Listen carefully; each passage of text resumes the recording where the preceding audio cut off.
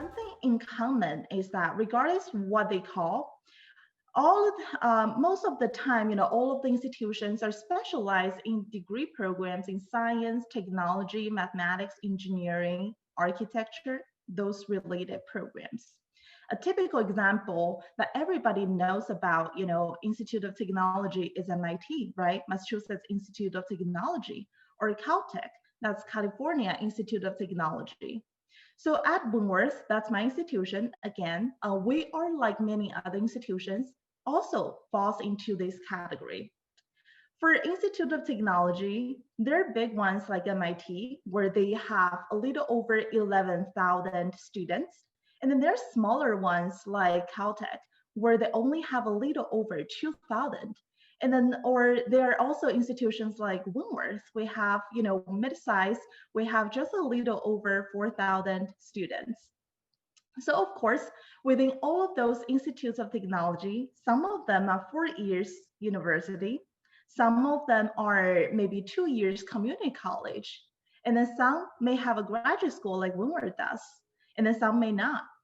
Just like any other types of universities and colleges in the United States. And then typically at an Institute of Technology, the curriculum is very structured, very straightforward. So for example, you have to have certain math level in order to get into a specific engineering program, right? You have to take specific course in a specific order in order to graduate. Sometimes you might have to have enough lab components in order to graduate. And then there are times at STEM institutions that you have to do an internship or a co-op in order to graduate. So definitely do your research on those type of institutions. With that being said, it does not mean that the curriculum at Institute of Technology is very rigid. You can't do anything else. You certainly can major in one and minor in another, like any other institutions in the United States. And most of the time, in fact, Institute of Technology are the most innovative and are willing to make a change, right? They always at the front line. For example, we have, 3-year bachelor program in computer science, applied mathematics, where we allow highly focused students to fast track your degree. And then we have 4+1 program, that type of model, where students are able to finish both undergrad as well as your graduate school within 5 years. And then we also have something kind of like Computer Plus Society, that type of program. So for students who are passionate about computer science, but also are interested, fascinated by the humanities sides, you also, have the best of both worlds. Right, so that's like the type of curriculum that Institutes of Technology can offer. Now you know what an Institute of Technology is. You're probably thinking, is an Institute of Technology the right fit for me? Why Institute of Technology stand out, right? Why should I apply to them? There are just a few questions on the slide I would like you to take a moment to think about. Ask yourself, are you genuinely interested in STEM? To be honest, institutes of technology aren't for everyone. If you're thinking about humanities, language, communication, laws, then probably an institute of technology might not be the best fit for you.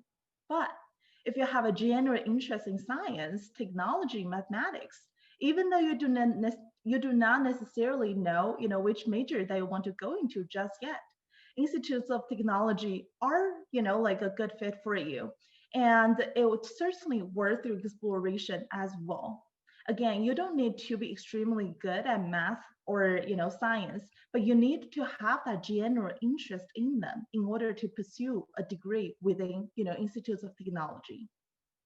The reason I say it is because at an institute of technology, there are a variety of different majors related to STEM. For you to choose from, right? From engineering to architecture to computer science to data science, all of those wonderful, majors that you will figure it out eventually.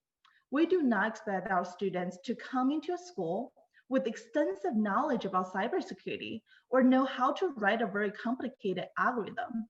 Although it will be really helpful, but we know it's our job. It's the job of institutes of technology to empower you with all of those skill set. What we're looking for from student is that genuine interest. Other questions to ask about yourself is like, do you love solving interesting and challenging problems? Do you like to be creative and work with others? Do you like to work on projects that make a difference? Do you want to make really good salary and enjoy job flexibility? Or do you want to, change the world? If the answers to all of those are yes, then Institutes of Technology is certainly the right fit for you. And this is so exciting because we're preparing you in STEM for jobs that do not even exist just yet, right? So who would thought we could make cars that drive themselves? Who thought in the year of 2020, we're spending more times, on Zoom meetings, on calls, other than meeting face to face? Who thought, drones are able to replacing human beings for delivery? Those are the skill sets that we're building within the STEM degree, within Institutes of Technology, to make you a stronger, person for that future jobs, future careers that we do not even know about yet. So one of my friends, she actually has 2 masters in computer science and electrical engineering. And she keeps moving for jobs, but using the same STEM skill set that she learned. Those are the things that are going to make a difference. You really can change the world with science, with mathematics, with technology, for good or bad. But hopefully, you're only going to use it for good. So why should you apply to Institute of Technology? The education center around the world, like I know earlier, actually, they just presented on the STEM majors and careers. So I'm sure you're fully aware all of the benefits in terms of like applying to STEM fields. So I would just like quickly go over this part. But in general, STEM careers are in high demand. Pretty much every school offers STEM. But what really set, institutes of technology apart? I always like to joke with my friends, my students, if you throw a rock at a random university in the US, 9 out of the 10 times that you're going to hit a school with STEM majors, right? That's just like how popular it is. That's the nature of STEM program. Liberal art colleges, they offer, STEM major. Like comprehensive universities, they offer STEM majors. Even community colleges, they offer it. But does that really mean all STEM majors carry the same weight? Maybe, maybe not. What really makes institutes of technology stand out is, STEM is what we do and what we only do. So we truly take it to the next level. So we have very dedicated resources only for STEM. At institutes of technology in general, all grants are dedicated to STEM. Every year, those schools are developing new course curriculum that prepares students for an ever-changing, technology industry and offer many new opportunities for students to expand into new technology area. For example, at Wentworth, we are constantly developing the most cutting-edge, courses and curriculum. And we just created a quantum computing for the cybersecurity course. We have embedded it artificial intelligence course, right? And we also have artificial intelligence for games, all of those cutting edge courses. And then the next thing is all teaching power are centered around STEM as well. Those faculty members, they're passionate about STEM. They're the experts in the field, and then often bring in guest speakers from the industry for you to connect. They're true experts. And then we have so many industry connections in general with the Institutes of Technology. Remember the embedded, artificial intelligence course that I mentioned earlier? So this particular course is actually a collaboration at Wentworth with both, right? Where they work with our students and are thinking strategically and specifically about utilizing AI and machine learning techniques in their headphone design. And then one last thing about, all of those dedicated resources are labs and equipment for our students. For institutes of technology like Wentworth, we have so many different lab spaces for our students. Oftentimes, those are available to our undergraduate students from day one on campus. So I was actually working for some other comprehensive universities. Sometimes students will, just complain that I don't get enough anything until my junior year. I don't get to, play with those cool toys because all of the graduate students get to, choose them first. At Technology of Institute, usually students have enormous resources and access to all of those lab spaces, maker spaces. For example, our provost, Ian, and he goes like, I want to have all of our undergraduate students to have those opportunities, to have those, access. And we have more than actually 60 different labs and studio spaces only for our undergraduate students. So we have a Center for Innovation Engineering and our newest building here on campus, which is the building right behind me, if you can see. The majority of the spaces here are science labs, are maker spaces, and then we only have a few classrooms, in this building. So we're really, institutions like us are really preparing our students to go into that workforce and then to do research, do all of those projects, right?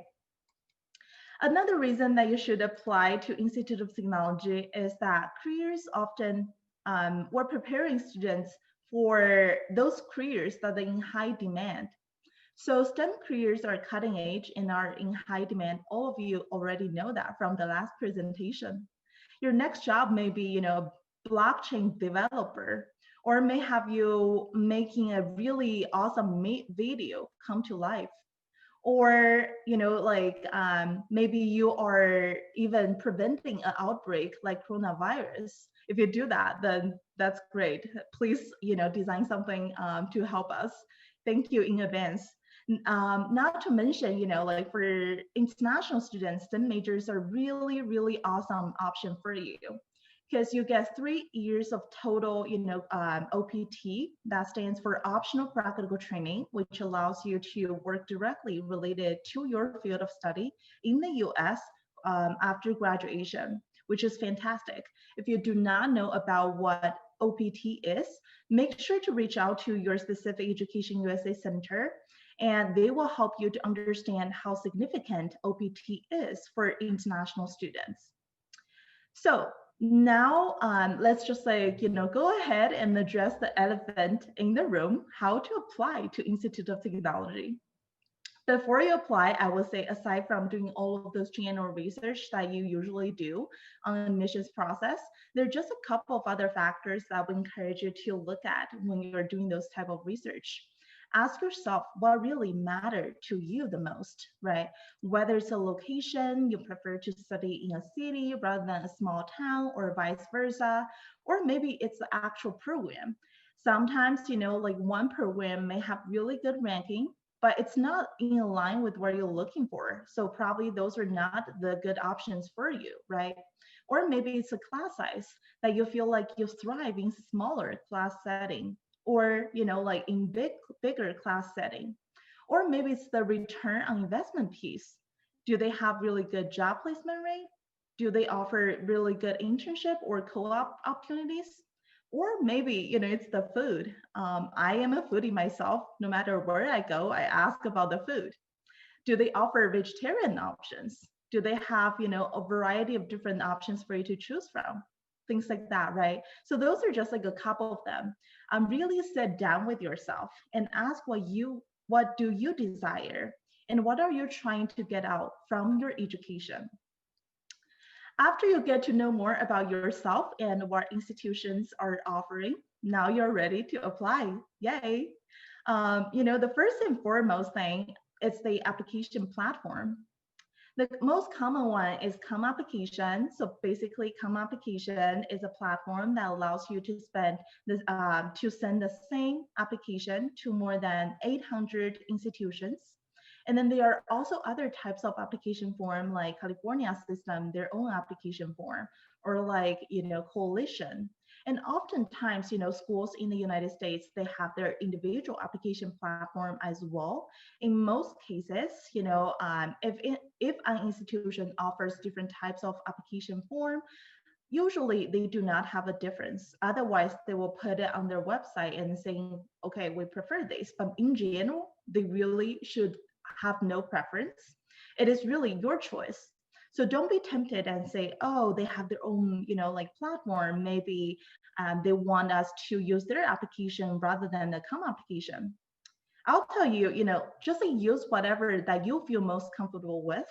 In general, if you do not want to spend, if you do not want to send the same application fill out hundreds of applications, then common application is probably the best option for you. It's like easiest, so you can just like send that one application to multiple institutions that you have in mind, as long as they're on common application, right? And then there are also a lot of resources online in terms of guiding you through filling out common application. But again, if you really want to figure out this part, do your research on their website, reach out to Education USA. They're your best friend. They're really the expert in US education, and then they have extensive knowledge about US institutions in general. So ask them. And then you can certainly reach out to admissions counselors like me at other institutions as well. And we will love to hear from you as well. And then now let's talk about the timeline. In terms of timeline, different institutions have different timelines. So some of them, offer early action decision. Some offer early action or early decision, right? So if you're not familiar with what early action is, early action in general, that type of plan is binding, meaning that if you apply early decision plan is binding. So if you are applying, early action plan, and it's I always you say it like it's very confusing here. So let me just like go back and rewind.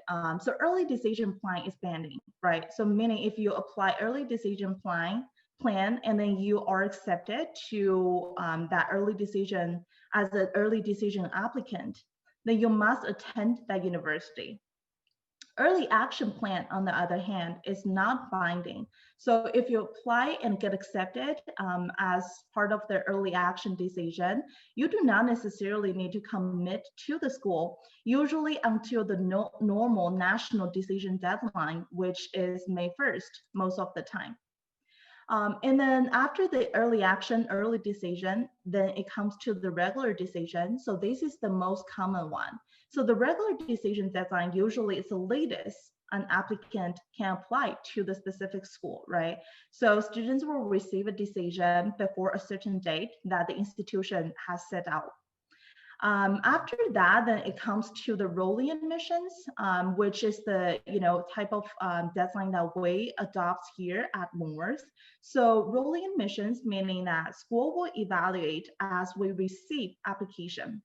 And we will release decision usually after an application is complete, within 3 or 5 weeks, right? It really depends on the institution and then the volume of the application number that they get.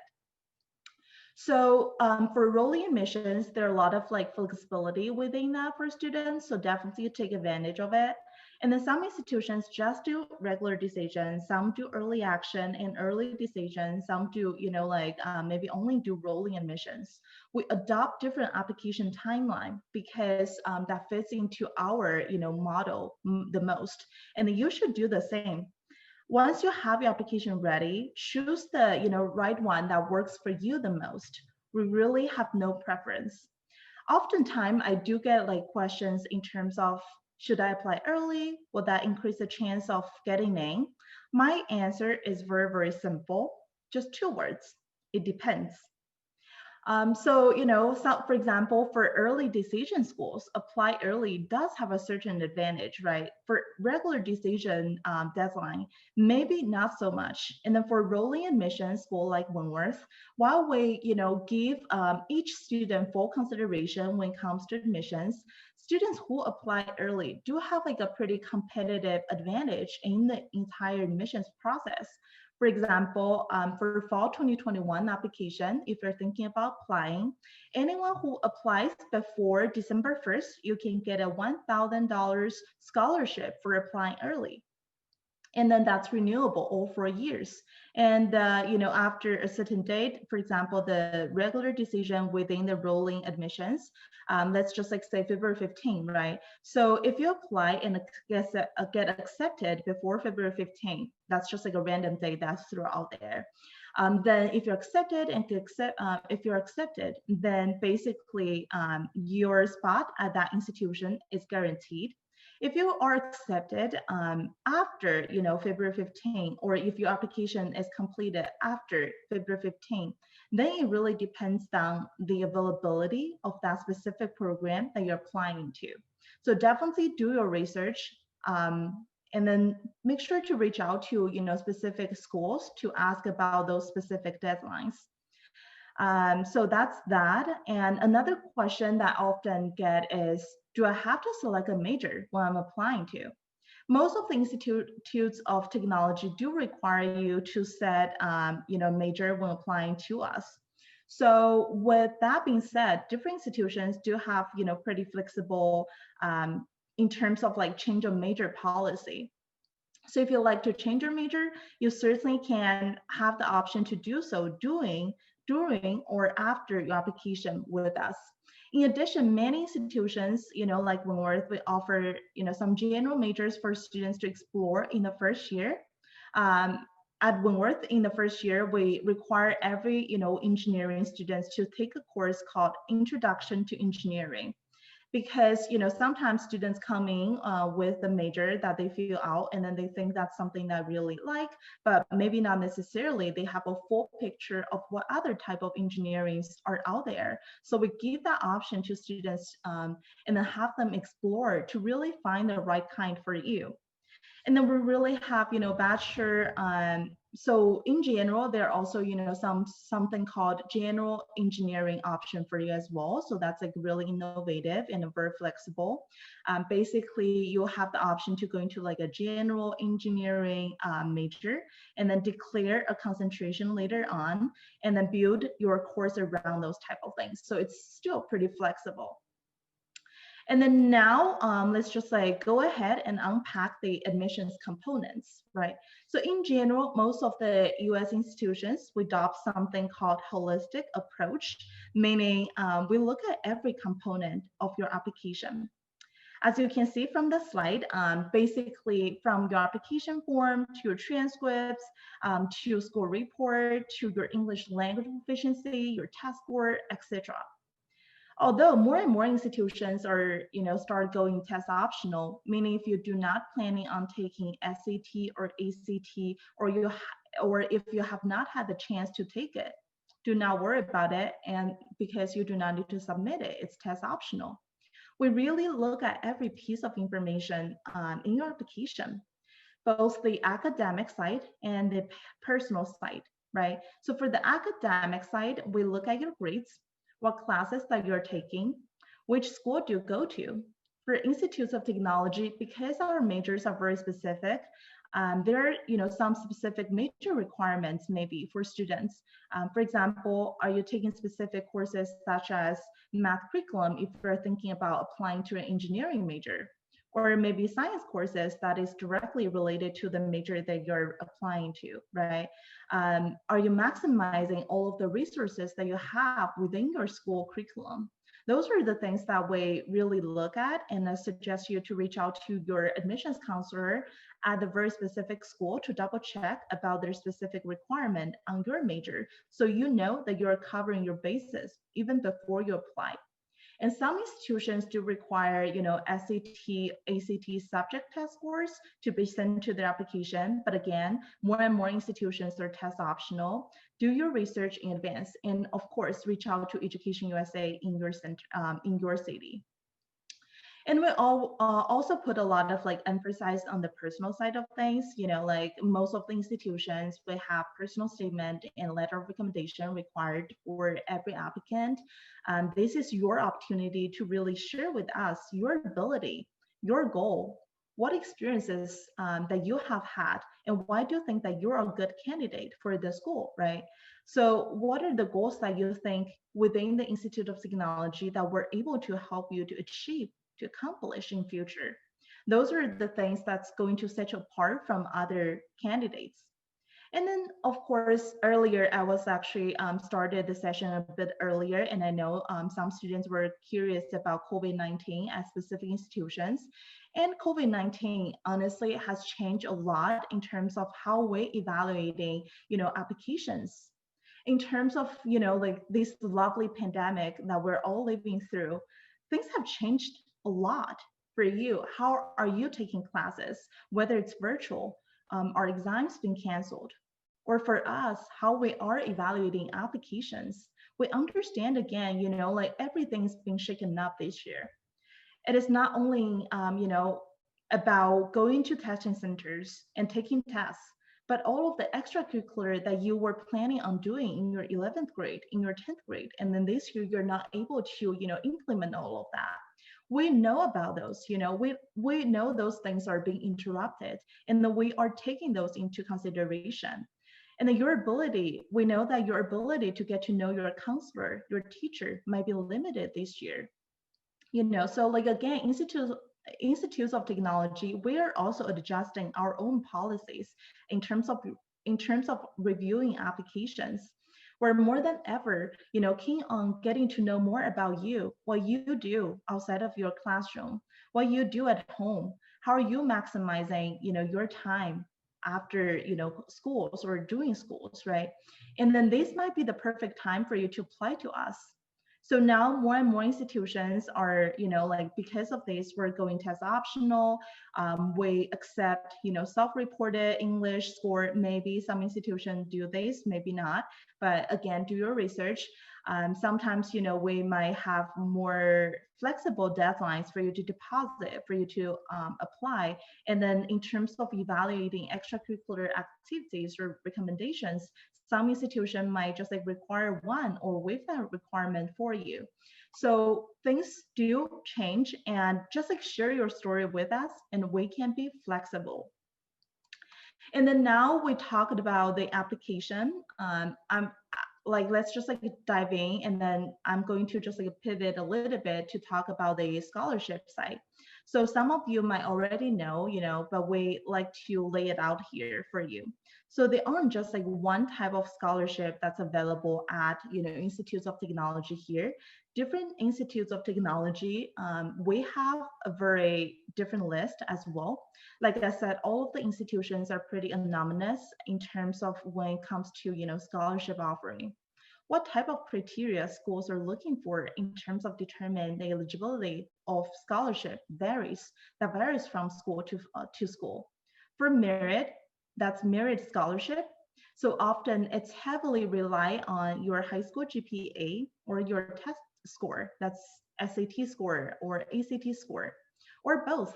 Or some school will only consider, your SAT score, or some school will only consider your, GPA, or sometimes institutions, they will consider your English score in terms of offering that merit scholarship. So if you get a higher TOEFL score, IELTS score, Duolingo score, then you might be able to get in, right?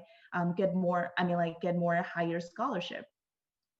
There are also athletic scholarships. So those are usually offered at NCAA Division I and Division II schools. So schools who are not in that category, usually they are not able to offer that athletic scholarships. Some institutions offer also have, legacy or referral scholarships. In the US, students' identity with one school is like a huge piece of who they are. It's embedded in their identity. So, the alumni identity is such a big piece here over here. So you will see more institutions like Wentworth. We have like a really strong alumni network, and we really value our alumni voices.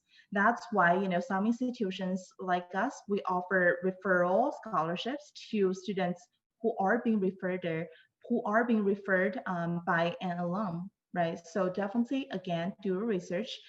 At each of those type of scholarship, we have very specific, process in terms of applying for it. Sometimes for merit scholarship, some institutions might require separate application. Some institutions might not, right? So when you're applying to your school, your general application will be automatically considered for scholarship. There are some cases like that, but there are also cases, you have to file a specific scholarship application for each type of those scholarships. So there are also, some other external scholarship options that you might be able to explore. Education USA offices, around the world, they have something called opportunity funds. So basically, I'm actually not sure if that's something, Education USA Center at your city offers, but make sure to connect with your center to get to know more about those opportunities. And then there are also times, like depending on the country, the state or provinces, they may have their own local grants available to students who are thinking about studying in a different country as well. So a couple of years ago, like SACM, that's through Saudi Arabia, there was like a massive, push for students to study abroad and then come back with those talents. So do your research, talk to your local government. You never know. Last but not least, how to really strengthen your application. So I really wish, I have a formula to give you and then tell you just do this and do that, and then you're gonna get in. It's really not like that. Although it'll be much easier, but it's not like that. We really look at every piece of information in context. We really try to get to know you, and we calculate every factor to make that final decision. We look at, location, where you're located. A lot of the time, admissions counselors like me, we travel around the world and we have been to those places. We have been to those schools, your schools maybe, and then we understand the context when we are evaluating.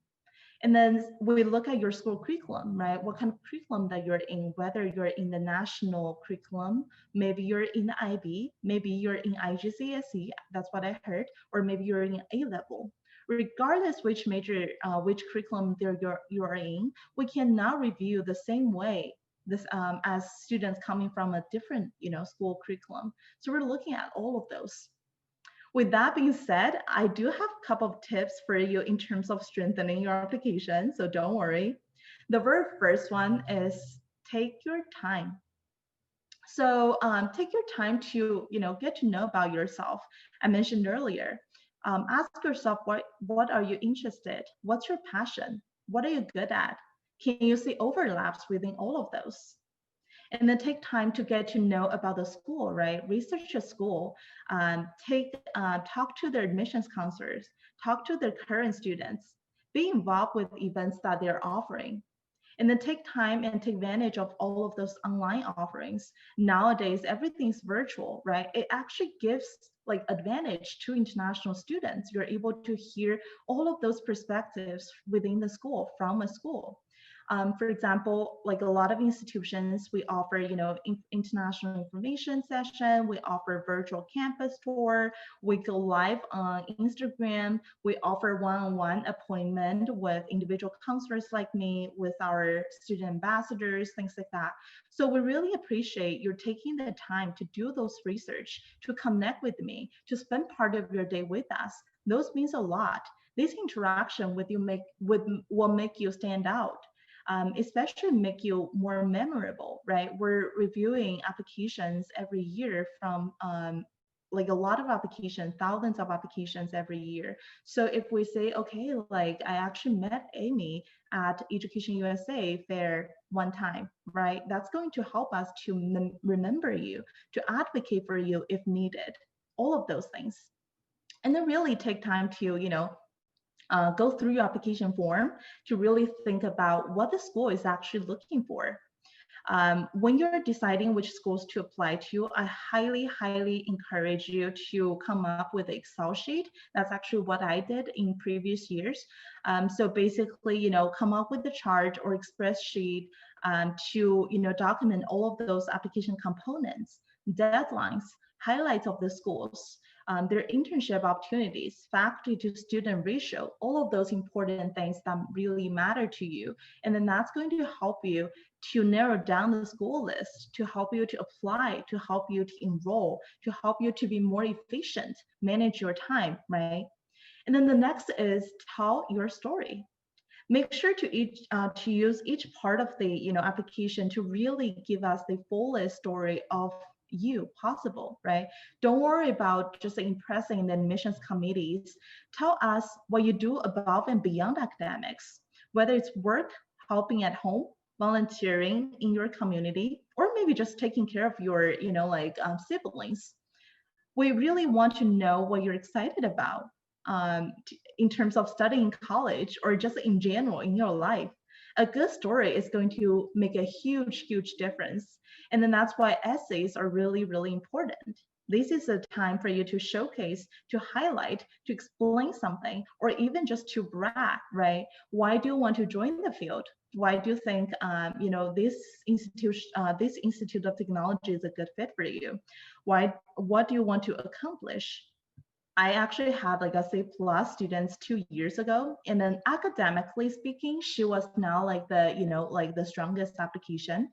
But she wrote such a lovely letter talking about all of those things that she did outside of the classroom, all of the championships that she won around the world, and then how she worked under pressure, working within a team.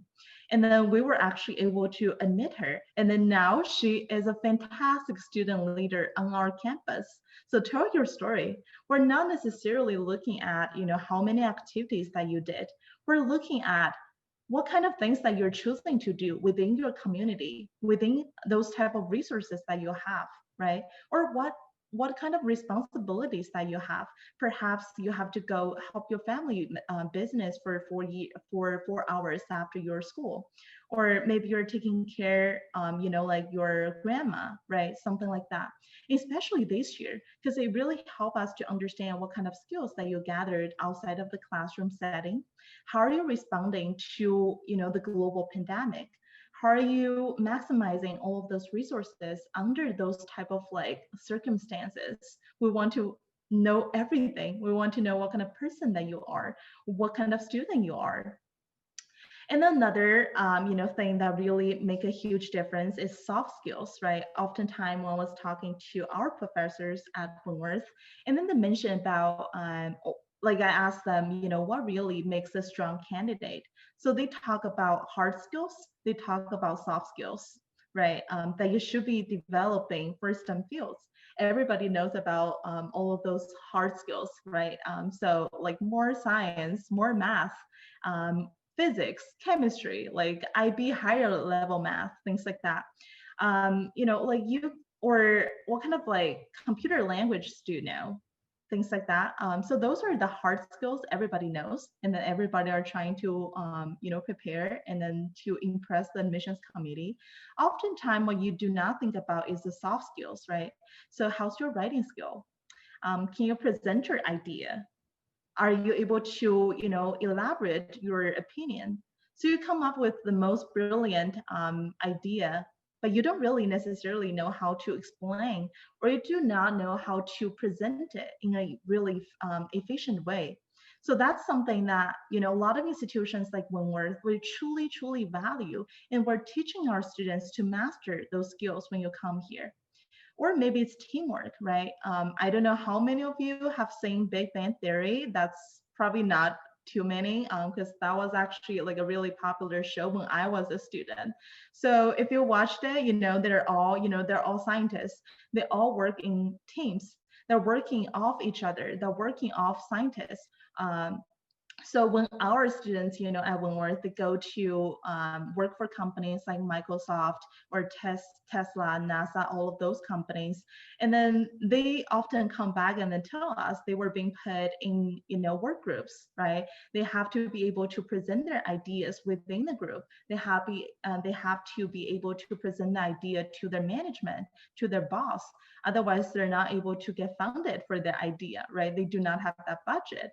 So you have to be able to know how to interact with your peers, interact with your bosses, interact with everybody, right? And then be able to express your idea, to ask that very specific question, ask that very question, why do we need to do this?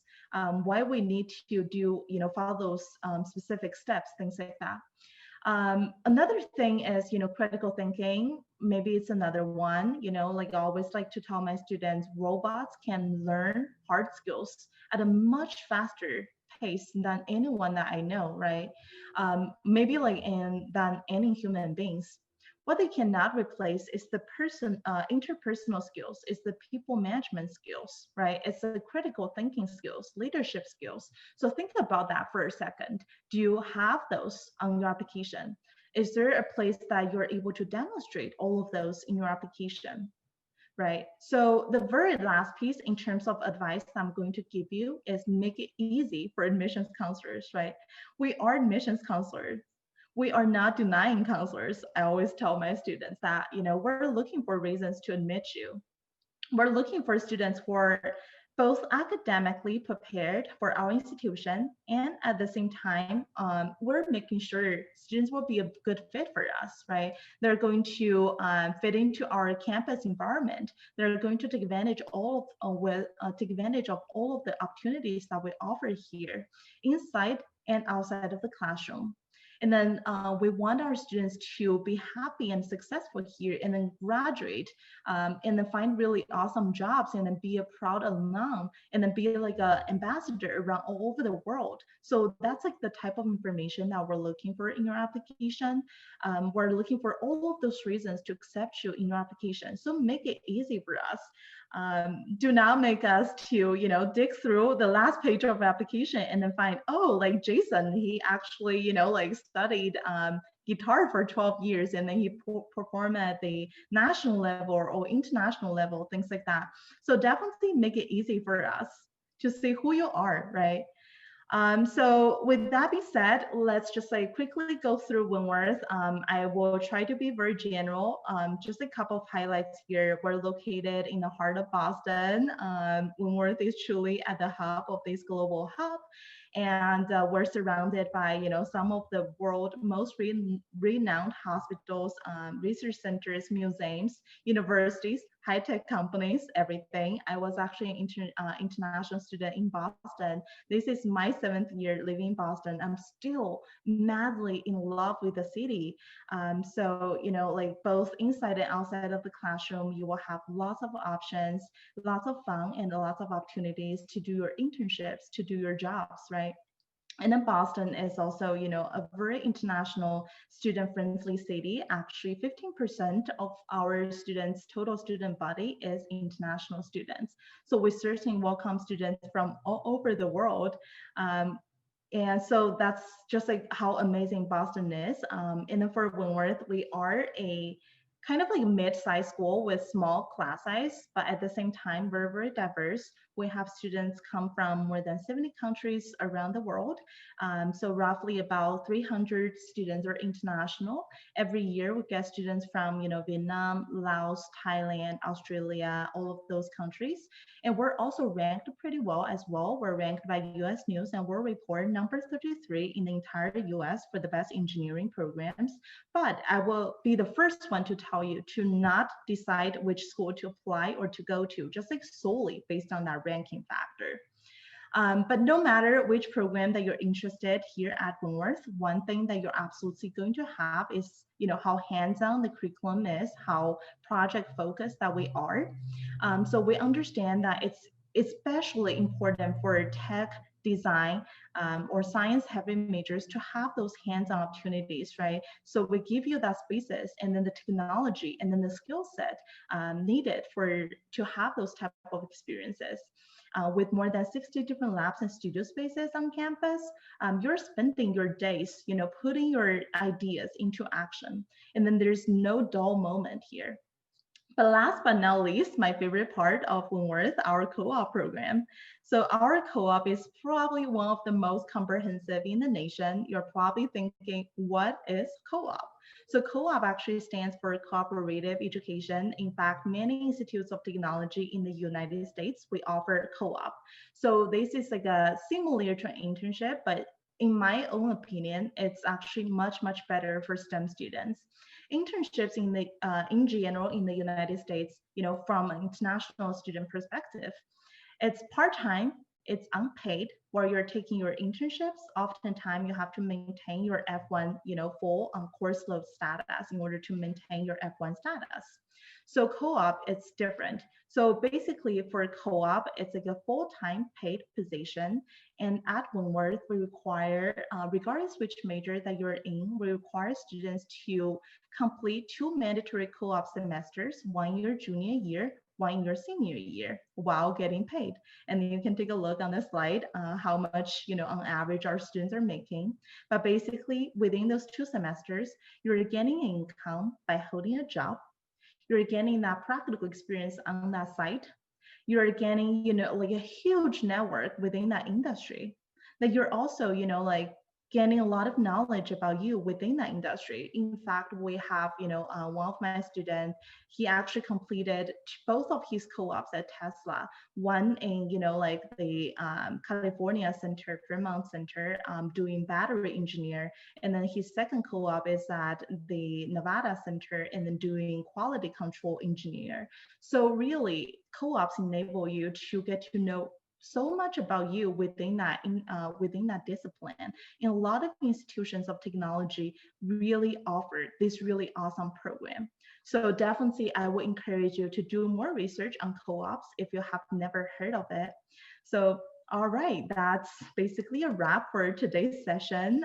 I know a lot of you. I know that's like a lot of information wrapped in 40 minutes, but I hope you feel like empowered by some of those information I shared, and are excited to march into the STEM fields. It's really, really exciting, honestly, because the world that we're living in, we desperately need the next generation of designers, architects, next generation of engineer, programmers, data scientists, like all of you here.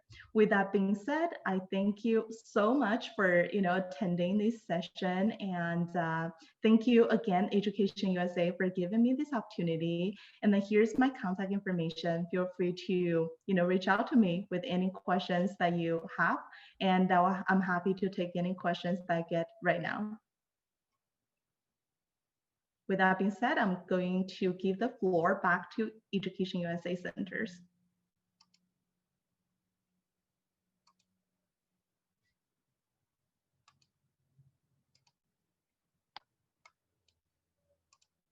Any questions?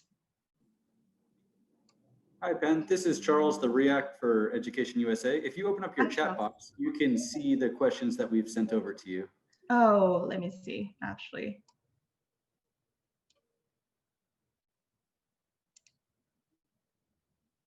Chat. Okay, yeah. Seems like okay, yeah. Let me see, just quickly go through. Actually, I could moderate one. Do we have, I think we have time for about two questions. So Okay. We're gonna go with the first 2 that we received. Do I need to have extracurricular activities related to STEM to be a strong candidate for admission?